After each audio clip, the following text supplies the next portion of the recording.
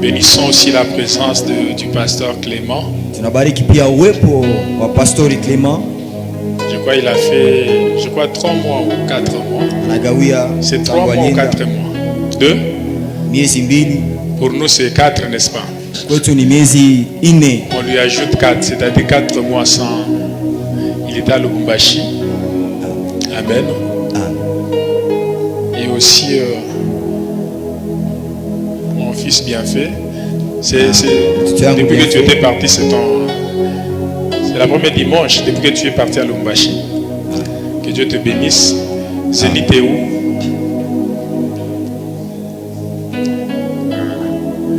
Il n'obéit pas. Il faut être obéissant. Le ministère a un fondement. C'est l'obéissance. Amen. La discipline dans le ministère, c'est parfois le père spirituel peut vous tenter, voir si vous êtes obéissant. Par des simples choses. Amen. Et si tu obéis, on te pointe, en tout cas tu es parmi les hommes serviteurs ou femmes servantes obéissants. Alors, je crois que, est-ce qu'on peut me donner un bon son? Amen. Est-ce que c'est un bon son? Vous m'entendez bien? Que le Seigneur vous bénisse. Donc ici, il ne faut pas que je puisse crier parce que c'est déjà bon. Amen. Alléluia. Amen. Que le Seigneur vous bénisse. Amen. Alors, je veux partager quelque chose avec vous qui va nous accompagner jusqu'à notre grande prière de la fin du mois et début du mois de juillet.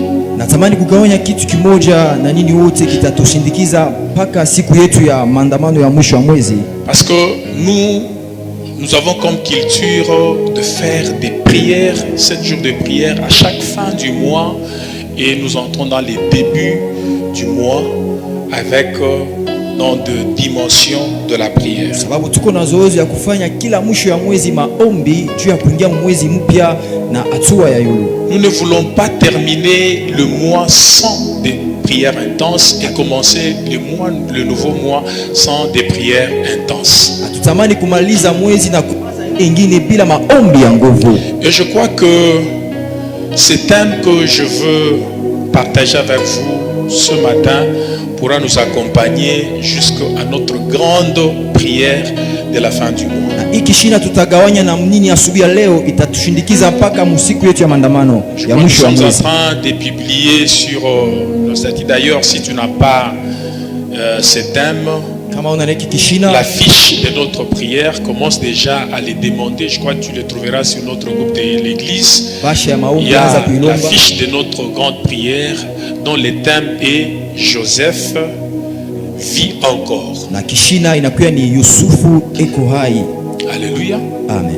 Alors ce matin, je veux parler de quelque chose que le Seigneur m'a inspiré pendant que j'étais dans le voyage. Et c'est là, et je suis en train de méditer beaucoup plus sur ça afin que nous puissions nous amener à une liberté spirituelle intacte ou parfaite. Simezea kitu kimoja Bwana alikuwa ananitia kumoyo na niko nafikiria juu ya hiyo kitu kitatupeleka tuishi muhuru katika roho. Le thème c'est vaincre les esprits territoriaux qui bloquent ta destinée. Shina inakuwa ni kuwina ile mapepo ya mafasi iko na funga na kuzuiza maisha yako ya kesho. Je répète, vaincre les esprits territoriaux qui bloquent ta destinée. Nasema tena kuwina ama kushinda ile mapepo ya mafasi iko na funga maisha yako. Donc durant cette semaine qui commence, baada ya hii wiki itaanza, et même la semaine d'avant notre grande prière, hata ile wiki itatangulia kabla maombi yetu yanze, jusqu'à tomber dans notre prière parce que nous allons nous confirmer prophétiquement Joseph vit encore. Nous allons chuter avec ce thème par rapport à ces thèmes de Joseph vit encore. Amen. Alléluia. Amen. Alors, pourquoi est-ce que le Seigneur a voulu que je puisse nous parler de ce thème? Pourquoi? Parce que, vous savez, Les esprits territoriaux, ce sont des esprits ou des entités spirituelles. Alléluia. Amen. Qui lâchent leur influence dans une zone géographique bien déterminée. Je veux que tu puisses m'écouter bien parce que je veux parler de ce que peut-être tu remarques dans ta vie, mais tu es en train peut-être de les sous-estimer.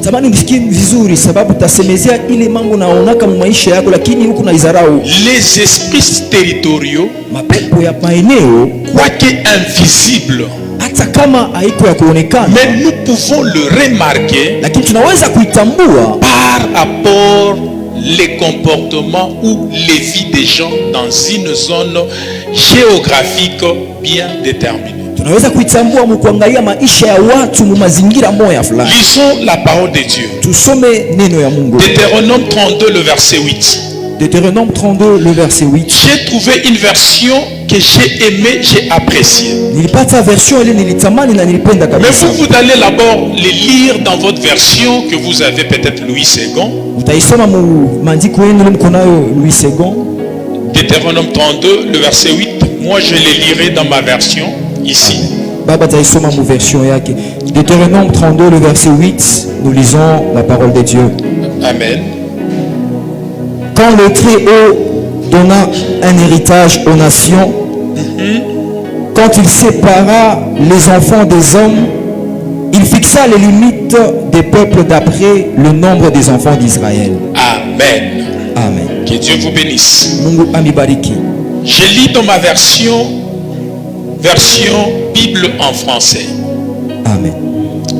La Bible dit, lorsque le Dieu très haut a réparti les pays entre les hommes, il a fixé les frontières des nations. Il a placé chaque peuple sous l'autorité d'un être céleste. Alléluia. Amen. Ça c'est ma version. Daniel chapitre 10, le verset 11 à 13. Daniel chapitre 10, le verset 11, 13, nous lisons au nom de Jésus. Amen. Puis il me dit, Daniel, homme bien-aimé, sois attentif aux paroles que je vais te dire. Et tiens-toi debout à la place où tu es, car je suis maintenant envoyé vers toi. Lorsqu'il m'eut ainsi parlé, je me tins debout en tremblant. 12. Il me dit, Daniel, ne crains rien, car dès le premier jour où tu as eu à cœur de comprendre et de t'humilier devant ton Dieu, tes paroles ont été entendues. Et c'est à cause de tes paroles que je viens. 13. Le chef du royaume de Perse m'a résisté. 21 jours. Le chef du royaume de Perse m'a résisté 21 jours. Mais voici, Michael, l'un des principaux chefs, est venu à mon secours. Et je suis demeuré là auprès du roi des Perses. Amen. Que Dieu vous bénisse. Écoutez, bien-aimés dans le Seigneur. Lorsque nous avions lu dans Deutéronome chapitre 32, le verset 8, le Seigneur lui-même est en train de démontrer comment est-ce qu'il a placé les limites des nations. Et à chaque peuple, ce que j'ai aimé dans ma version, c'est que la Bible me dit Dieu a établi un chef céleste. En d'autres termes, Dieu a établi un esprit qui contrôle cet environnement ou cette nation ou cette zone. Donc ce sont des choses que Dieu lui-même a créées. Parce que quand bien même il a créé les cieux sur la terre, il était le premier à fixer des limites des environnements. Écoutez, moi bien-aimé dans le Seigneur.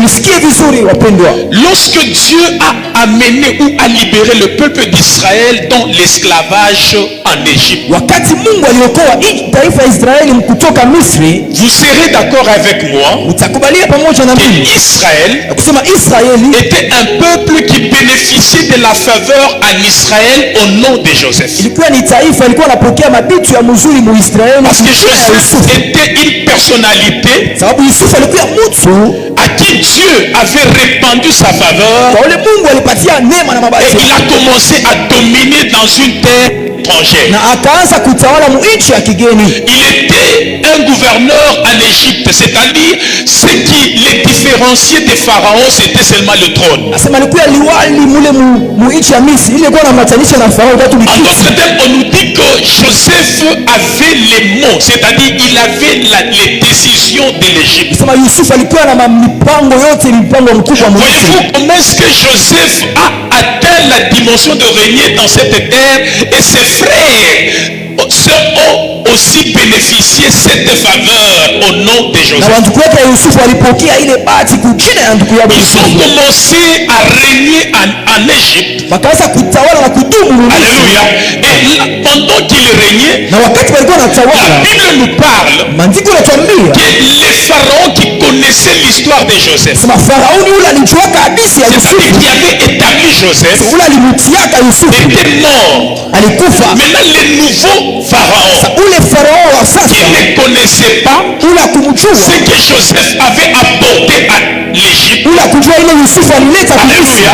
Et donc cet homme-là, ces rois-là, les esprits territoriaux de l'Égypte se sont levés. Pourquoi? Parce qu'un peuple étranger ne peut pas dominer dans une autre nation. Voilà pourquoi la Bible nous dit que Dieu lui-même a créé des limites. Un Congolais ne doit pas aller régner en Zambie. Un Congolais ne doit pas aller régner au Rwanda. Et même les Rwandais ne peuvent pas venir régner ici chez nous. S'il y a des guerres à l'Est, c'est la guerre de territoire. Alléluia.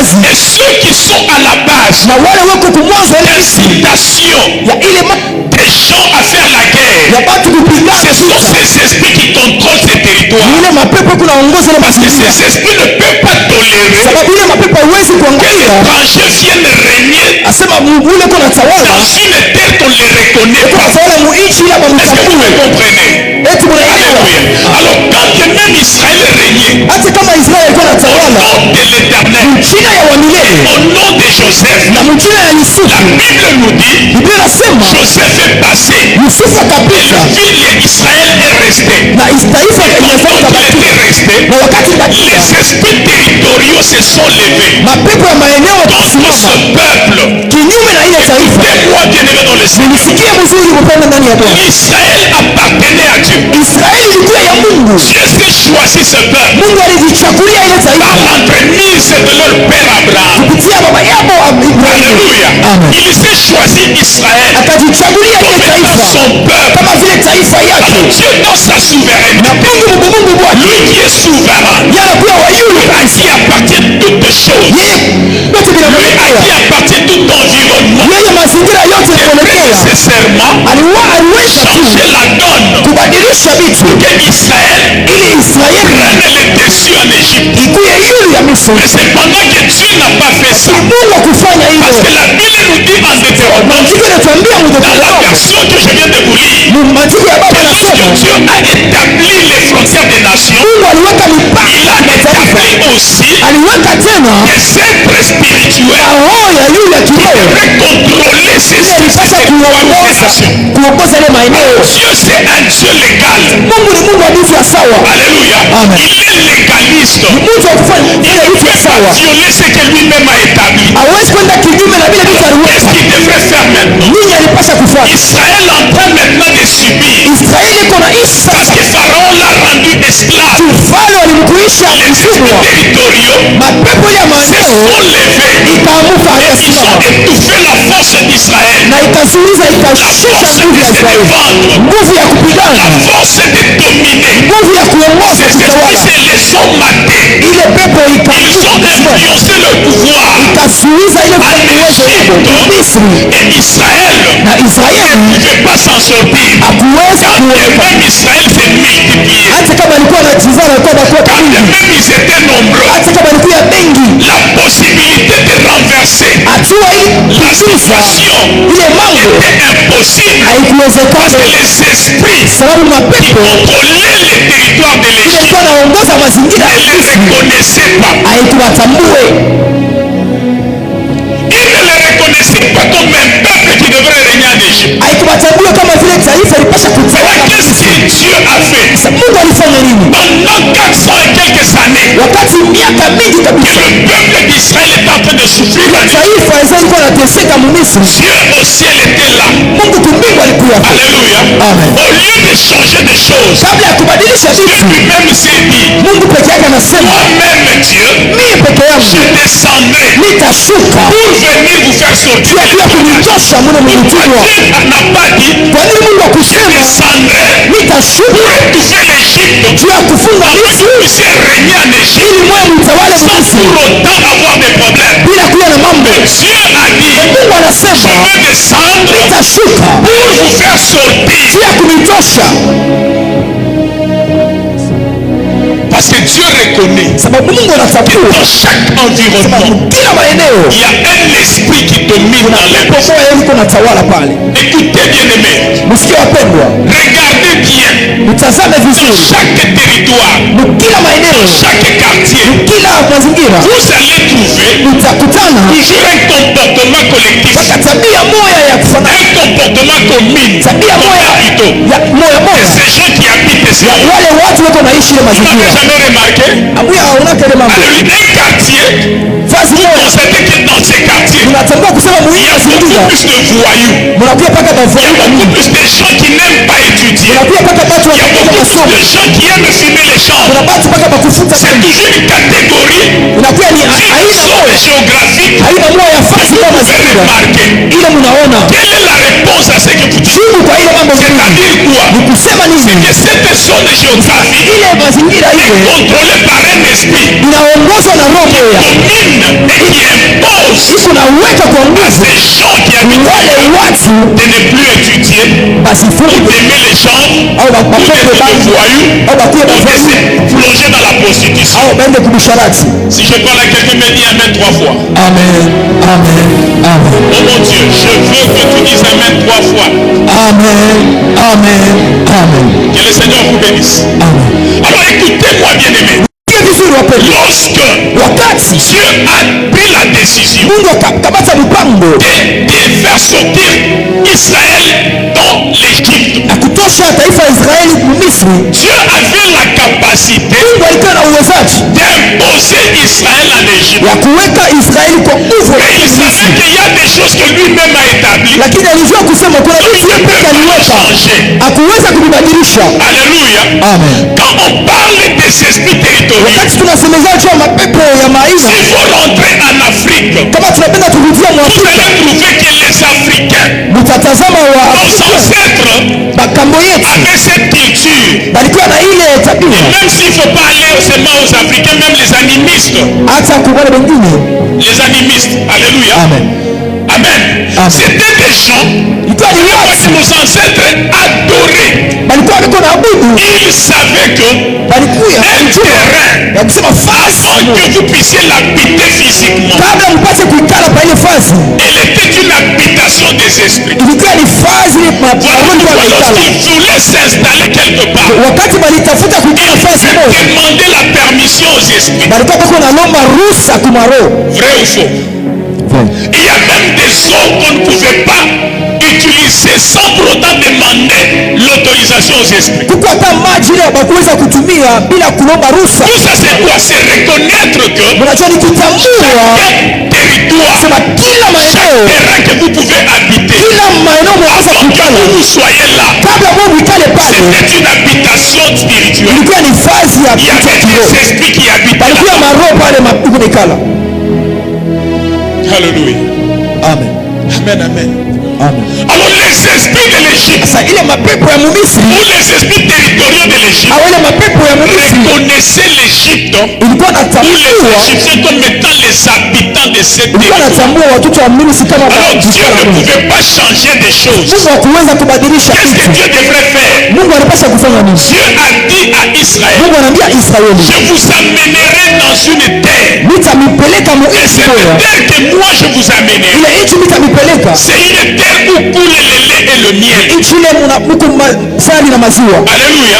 Et quelle est cette terre? La terre que Dieu faisait allusion, c'est qu'elle n'avait pas arraché de force à une nation. Mais laissez-moi vous dire que c'était une terre que l'ancêtre d'Israël avait déjà racheté à prix d'argent. Souvenez-vous lorsque Sarah était morte, Abraham a voulu enterrer Sarah. Alléluia. Et lorsqu'il voulait, il était dans une terre étrangère. Il a demandé à ses rois, donnez-moi un endroit où je peux enterrer mon mort. Les rois disent non, non, toi tu es comme un prince. Tu peux enterrer ton mort. Cela ne peut pas nous attrister. D'ailleurs, tu es une bénédiction pour nous. Mais Abraham a refusé. Il donne la terre gratuitement. Pourquoi? Alléluia. Parce que quelque chose que tu reçois sans payer le prix, tu peux l'arracher facilement. Quelque chose que tu reçois sans payer le prix, n'importe qui peut le revendiquer. Même dans le domaine spirituel, vous qui cherchez à ce que Dieu vous soutienne, il y a des prix à payer. Si vous ne payez pas de prix, ce que vous êtes en train de revendiquer, sachez que quelqu'un d'autre pourra le retrouver. Amen. Est-ce que vous êtes avec moi? Alléluia.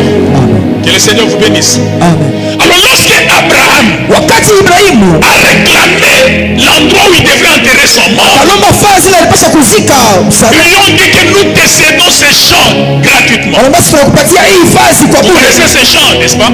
Amen. Alléluia. Amen. Je crois que c'est les champs de Macpéla, je ne me trompe pas. Amen. Alléluia. Amen. Alors Dieu, plutôt Abraham, quand on lui a dit prends ces champs, il a dit non, non, je ne peux pas les prendre gratuitement. Qu'est-ce qu'il fallait? Il a donné 400 pièces d'or. Il a donné à ses rois. Au début, je ne peux pas enterrer mon mort dans un terrain qu'on m'offre gratuitement. Alléluia. C'est-à-dire quoi? Même les esprits reconnaissent les prix que vous payez. À chaque fois que vous voulez avoir quelque chose, songez à payer les prix. Vous avez besoin de l'élévation. Payez les prix de votre élévation. Vous avez besoin de la bénédiction. Payez les prix de votre bénédiction. Ne soyez pas des gens qui aiment la gratuité. La gratuité est faire en sorte que ce que vous avez reçu gratuitement soit revendiqué par plusieurs personnes. Voilà Dieu ce qui te donne la force. Même dans le monde des esprits, sur le terrain que tu as acheté à prix d'argent, tu as construit ta maison. Ce qui te donne la force, c'est l'argent que tu as donné. Alléluia.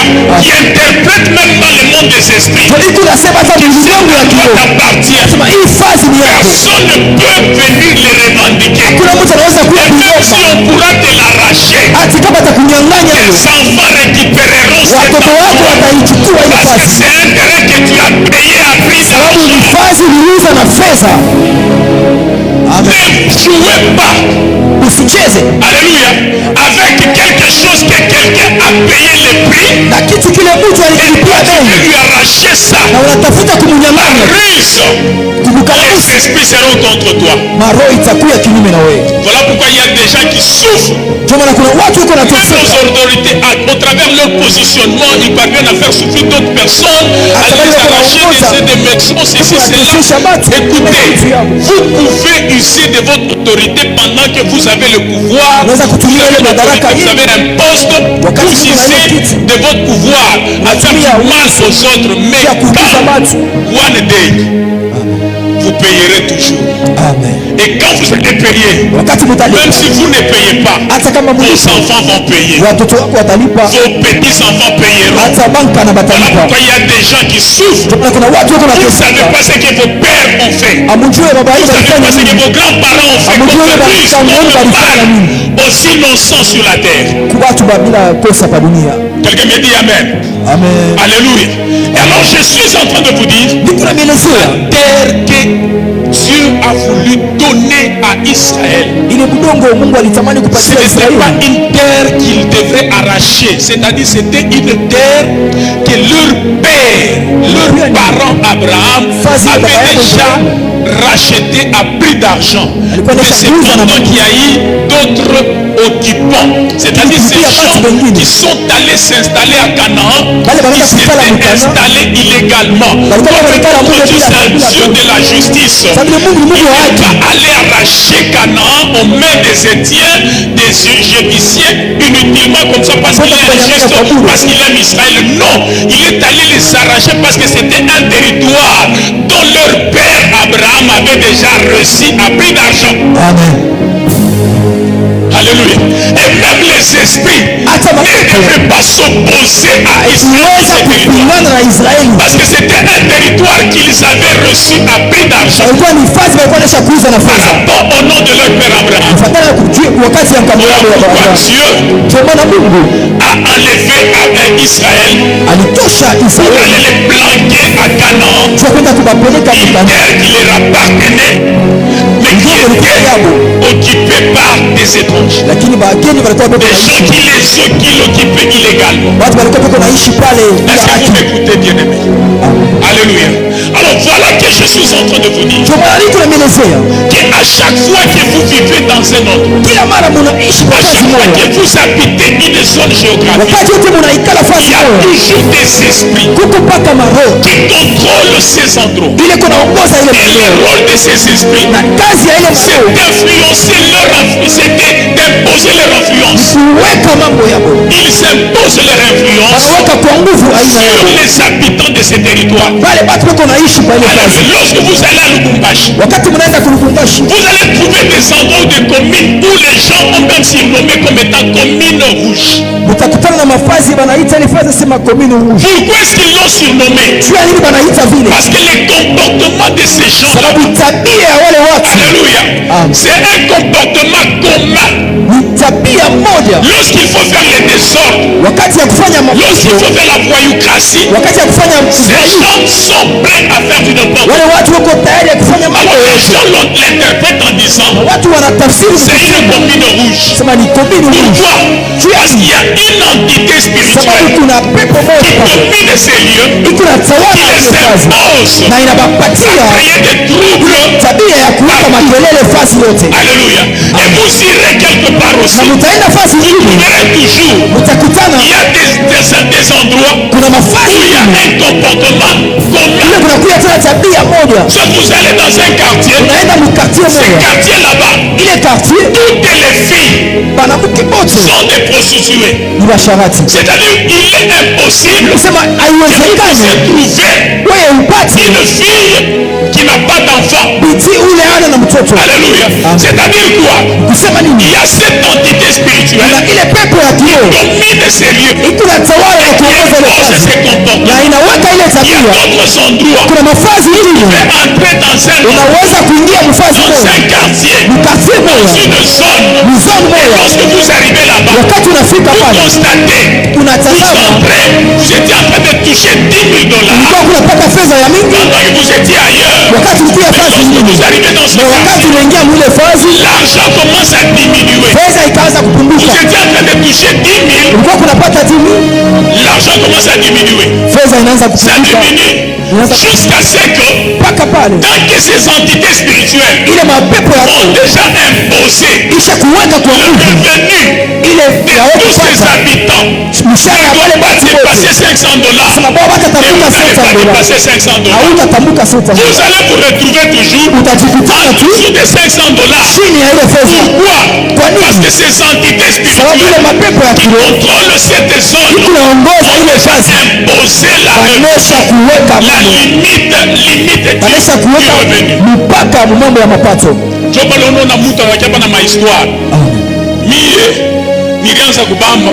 J'ai touché beaucoup d'argent. Mais après ça, et maintenant, je ne sais plus arriver Alléluia. dans cette dimension.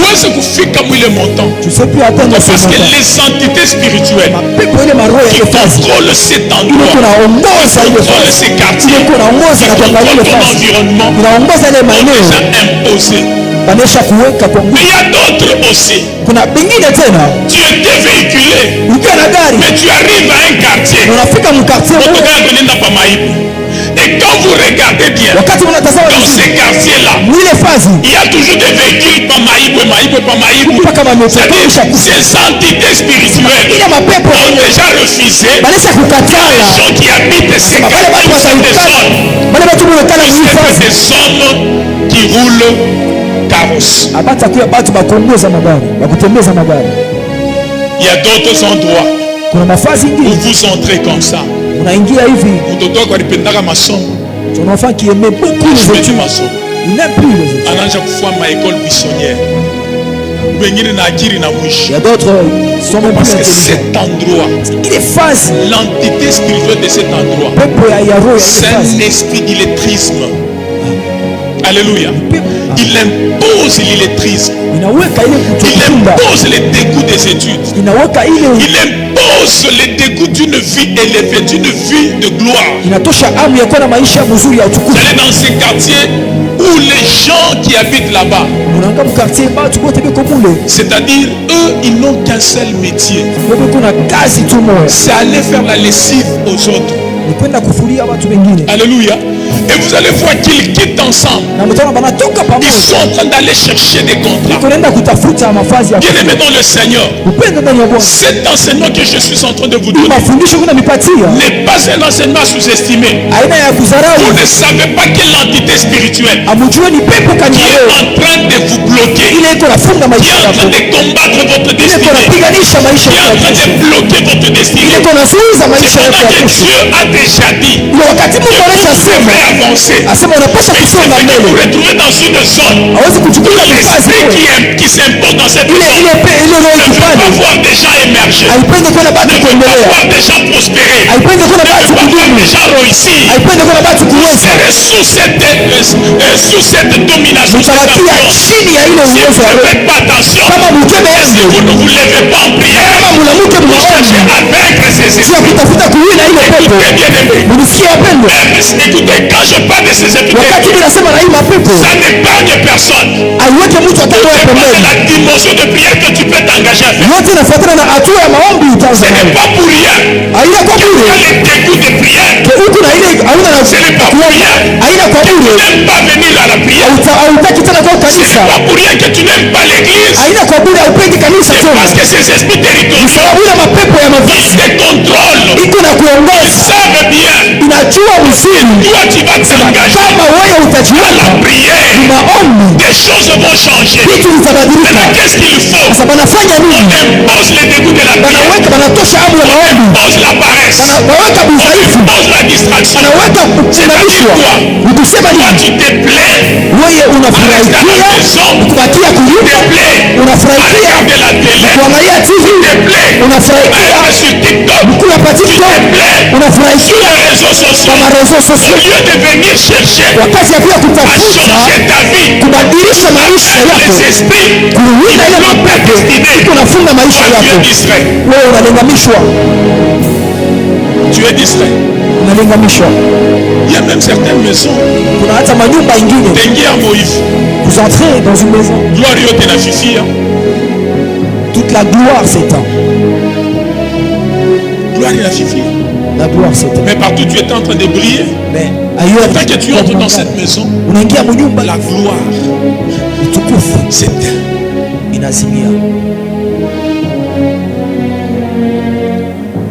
Un jour, cet homme de Dieu Daniel, Dieu lui révèle quelque chose, ça lui a fait très mal. Et il est entré dans la prière. Il a commencé à prier par rapport à ce que Dieu lui a révélé. Écoutez-moi bien dans le Seigneur. Daniel, dans les territoires qu'il était, ce n'était pas sa terre. C'était un territoire de Perse. Alléluia. Amen. Est-ce que vous me comprenez bien? Là, je veux vous retourner dans ce que la Bible dit. Dieu a établi chaque peuple. Il a établi un chef céleste sur chaque nation. Et la Bible dit que lorsque Daniel a commencé à prier, il s'est dit, je prierai pendant 21 jours pour que Dieu nous vienne en aide, pour que Dieu nous soutienne. Mais écoutez ce qui m'a infligé, ce qui m'a fait mal au cœur. Et je suis parvenu même à comprendre la prière que quelqu'un peut oser de faire au nom de notre Seigneur Jésus-Christ. La prière a toujours été exaucée. Oh mon Dieu. La Bible est en train de dire, lorsque Daniel a commencé à prier, sa réponse, son exaucement, les mêmes jours, parce que l'ange est venu expliquer à Daniel que les mêmes jours que tu as pris la décision, le Dieu des cieux m'avait envoyé pour te répondre. Donc j'ai compris ceci. Il y a certaines choses ou certains sujets dont Dieu nous répond même avant que nous puissions ouvrir la bouche pour lui dire. L'intention seulement d'avoir l'idée de prier pour un tel ou tel autre sujet de la vie apporte l'exaucement. Je suis en train de dire à quelqu'un, toute prière que tu fais, Dieu te répond. Toute prière que tu fais, Dieu n'a jamais été contre les prières. La Bible dit que Dieu écoute nos prières. Tous les hommes viendront toujours à lui. Dieu écoute les prières. Dieu t'écoute quand tu pries. Qu'est-ce qui arrive que tu n'arrives pas à voir les résultats de tes prières? C'est parce qu'il y a des esprits territoriaux. Les esprits territoriaux, leur autre rôle,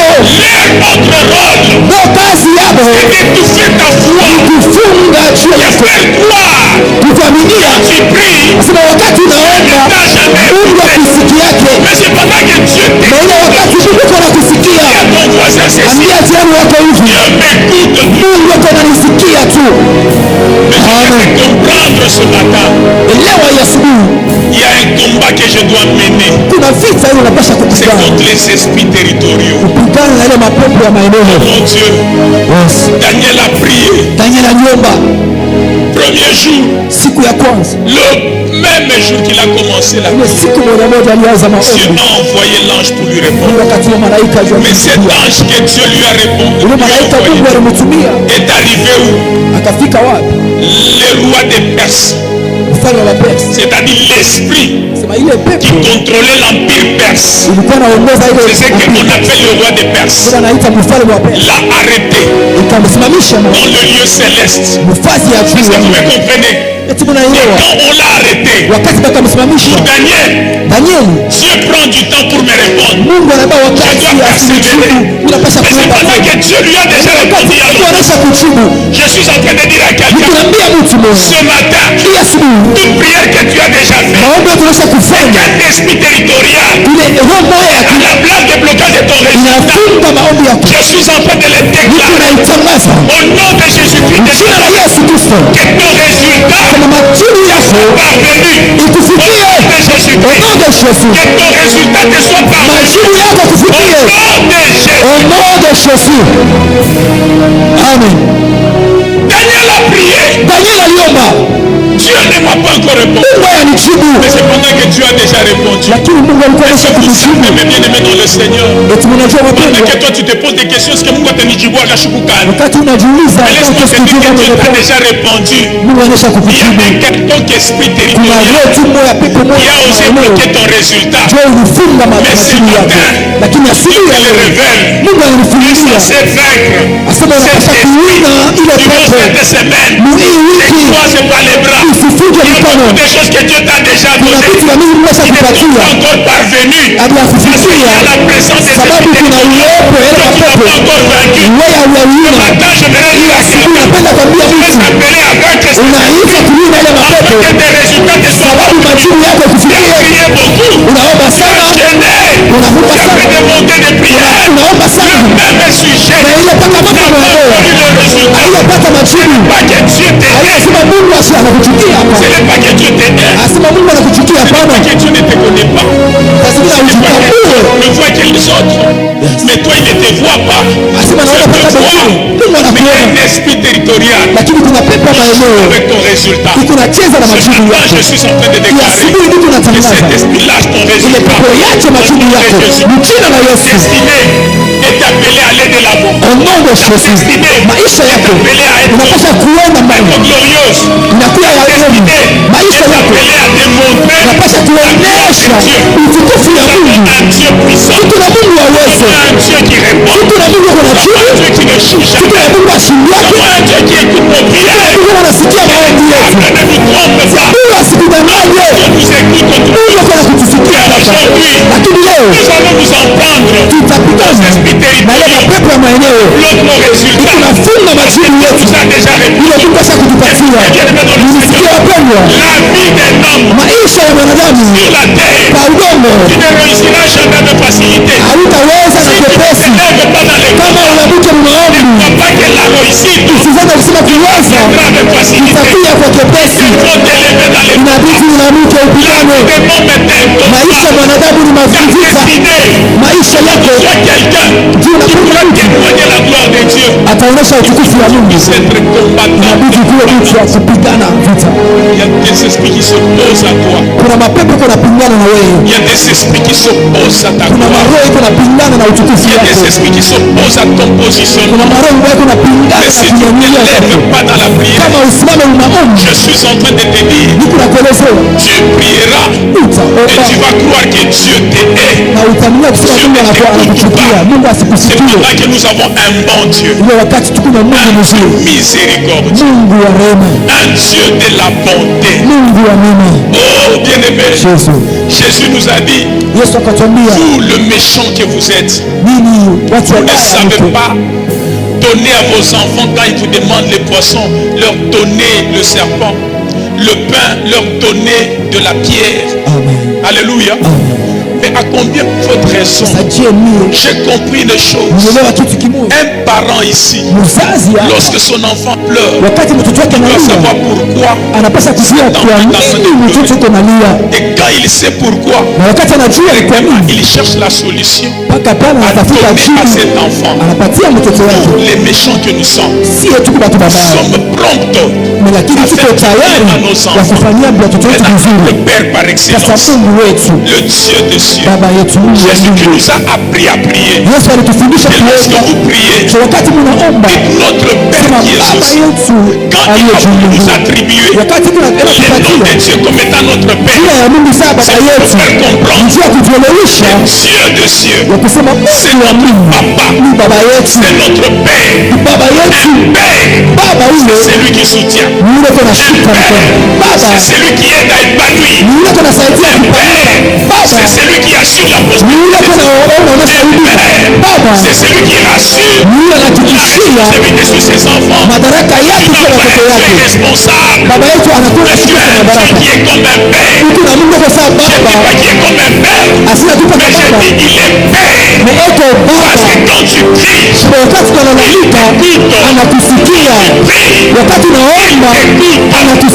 C'est ce qui a fait traîner Israël en esclavage en Égypte. Parce qu'il voulait régner Dieu. Il ne l'avait pas accordé. Je suis en train de te dire, là où tu es. Alléluia. Si tu payes les loyers, c'est ton territoire. Le prix que tu es en train de payer doit te faire et doit t'accorder la victoire. Atokuna munyumba se bayero wako ni muloshi sana. Ile makuta même les esprits ne peuvent pas te faire de l'autre. Si tu as vu gratuitement, tu seras là. Oh mon Dieu. Alléluia. Et Israël, plutôt Daniel a prié. On a déjà arrêté sa réponse. Vous croyez que Dieu n'avait pas encore répondu, alors que Dieu avait déjà répondu. Ce matin, je suis en train de te révéler, disant que Dieu t'a déjà répondu. Le problème, c'est que toi, tu dois comprendre qu'on a un peuple à maïner. À chaque endroit que nous habitons, nous ne savons pas quel sacrifice qu'avaient reçu les esprits par rapport à ces terres. Tout lotissement. Alléluia. Toute urbanisation. Vous allez voir que c'était d'abord de forêts, des brousses. Est-ce que vous me comprenez? Même l'endroit où nous avons l'église, le quartier OT. Même ce quartier. Ce sont les gens qui ont rendu ces lieux comme ça. Mais avant que ça soit comme ça, ça soit habitable physiquement, c'était l'habitation de quel genre d'esprit? N'entendez-vous pas souvent? Allez même dans de brousses. On va vous dire que chef Fulani. Cette forêt appartient à un tel chef. Alléluia. Cette forêt appartient à un tel chef. Et si l'État veut attribuer ou faire les lotissements par rapport à cette brousse, il retourne d'abord au chef. Il demande la permission. Le chef admet. Et il ne peut pas accepter comme ça. Il doit faire des cérémonies pour dire aux esprits que maintenant nous cédons cet endroit. Écoutez-moi, chaque endroit que nous habitons était des terrains où nos ancêtres faisaient des sacrifices. Ils faisaient des sacrifices. Ils bâtissaient des hôtels. Il y a même certains endroits où c'était des cimetières. Alléluia. Amen. Mais aujourd'hui, par rapport à l'urbanisme, nous voyons comme s'il n'y avait pas de cimetières, il y a des routes, il y a des belles maisons, il y a des courants. Nous oublions. Ces terrains étaient quoi avant? Et cette influence-là de ces esprits qui recevaient chaque fois des aumônes, des offrandes. Mais on a arrêté de leur donner des offrandes. On a arrêté de leur donner, de bâtir des hôtels. Et vous croyez que ces esprits qui donnaient la faveur à ses habitants, parce que nos ancêtres donnaient même la permission, ils demandaient, ils faisaient des offrandes pour qu'il y ait la grande moisson, pour qu'il y ait la réussite. Alléluia. Même des eaux, pour que Baba Mbesama Hisana, il fallait demander la permission des esprits. Mais lorsque nous venons, nous ne faisons pas toutes ces choses. Mais ces esprits-là qui ont soif des offrandes, qui ont soif de voir leurs hôtels, être toujours actifs, et que vous ne connaissez pas que ces endroits-là étaient des endroits des hôtels. Croyez-vous vraiment que ces esprits vous laisseront, mettront à l'aise? Alléluia. Ils chercheront toujours à nourrir leurs hôtels que leurs hôtels soient actifs, que leurs offrandes soient continuelles. Qu'est-ce qui arrive? Il faut que toi tu sois bloqué financièrement. Pour que leurs hôtels soient actifs, il faut que toi tu sois bloqué dans tel ou tel domaine de la vie. Pour que leurs offrandes soient continuelles. Voilà pourquoi tu es censé vaincre les esprits territoriaux. Parce que ces esprits ont de l'impact dans les vies des gens. Alléluia. La Jécamine connaissait ça. Alléluia. Je crois que les miniers d'aujourd'hui ont déjà ignoré ça. Mais la Jécamine connaissait ça. Amen. Il y a des jours où on appelait la journée des mangeurs de cuivre. Journée des mangeurs de cuivre. Alléluia. Amen. C'est-à-dire quoi? On voulait honorer les esprits territoriaux. Et on pouvait faire des sacrifices. Dans des mines, on pouvait verser de la bière, égorger des animaux. Parce qu'on savait que chaque terrain, avant qu'il soit habité physiquement, c'était un terrain des esprits. Est-ce que vous me comprenez, mes bien-aimés? Alors si vous reconnaissez ça, levez-vous, priez et soyez dans le combat spirituel, vaincre les esprits territoriaux. Ça bloque beaucoup de gens. La volonté de Dieu, c'est que toi tu réussisses. La volonté de Dieu, c'est que toi tu prospères. La volonté de Dieu, c'est que toi tu sois marié. La volonté de Dieu, c'est que toi tu sois en bonne santé. C'est tant que tu es sous l'influence d'un esprit territorial, on développe dans tel ou tel domaine de la vie. Rien ne pourra aller dans ta vie si tu ne te lèves pas dans le combat pour détruire l'esprit territorial. Tiens-toi debout, tu acclames le Seigneur et tu vas faire une prière pendant 2 minutes ou 3 minutes. Parce que le mercredi,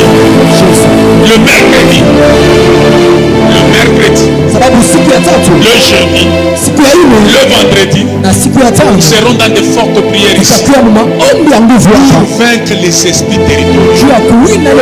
Bien-aimé, ne sous-estime pas cette prière. Où est le quartier qu'on a mis? L'esprit qui influence ses habitants. Alléluia. Où est l'embango qu'on a mis? L'esprit qui influence les gens. Ne veut pas bien pour vaincre cet esprit. Tu seras sous l'influence de cet esprit. Et beaucoup de choses n'avanceront pas dans lève ta main droite, ferme les yeux. C'est ma Bwana Yesu. Bwana Yesu. Bwana Yesu. Bwana Yesu. Asubuhi ya leo. Asubuhi ya leo. Ninashimama. Comme un soldat de Dieu. Comme un soldat de Dieu. Comme un guerrier de Dieu. Comme un guerrier de Dieu. Je veux m'élever. Contre les esprits territoriaux. Contre les esprits qui bloquent ma destinée. Qui bloquent ma destinée. Aujourd'hui, Seigneur. Aujourd'hui, Seigneur. Je suis en train de vouloir vaincre. Je suis en train de vouloir vaincre. Tout esprit territorial. Tout esprit territorial. Qui bloque ma destinée. Qui bloque ma destinée. Qui bloque ma finance. Qui bloque ma finance. Qui bloque mon avancée. Qui bloque mon avancée. Qui bloque ma vie de demain. Qui bloque ma vie de demain. Qui bloque ma prospérité. Qui bloque ma prospérité. Qui bloque mon épanouissement. Qui bloque mon épanouissement. Au nom de Jésus. Au nom de Jésus. J'aimerais que tu entres dans la prière. Maintenant nous allons Sois sérieux dans ta prière. Commence à vaincre tout esprit territorial qui bloque ta vie. Qui bloque ta destinée. Élève ta voix, élève ta voix, prie au nom de Jésus. Élève ta voix, prie au nom de Jésus. Au nom de Jésus. Élève ta voix, prie au nom de Jésus. Au Sakamaya Kalababa. Au nom de Jésus. Au Sakalababa. Au nom de Jésus. Maya Sode Brody Kalabaya. Dans le pouvoir du nom de Jésus. En Jésus, je le pouvoir. Dans le pouvoir du nom de Jésus. Je me lève contre tout